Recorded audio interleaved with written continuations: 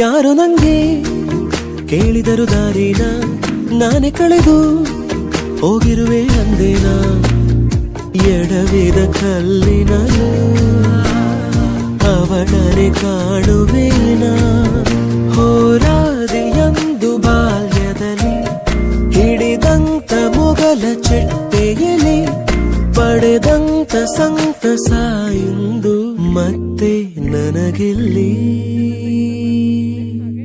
ಸಲುಗೆ ಸಲುಗೆ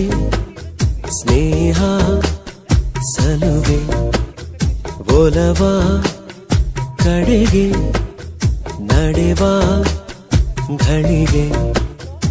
ಎದೆಯೊಳಗೊಂದು ಮೌನ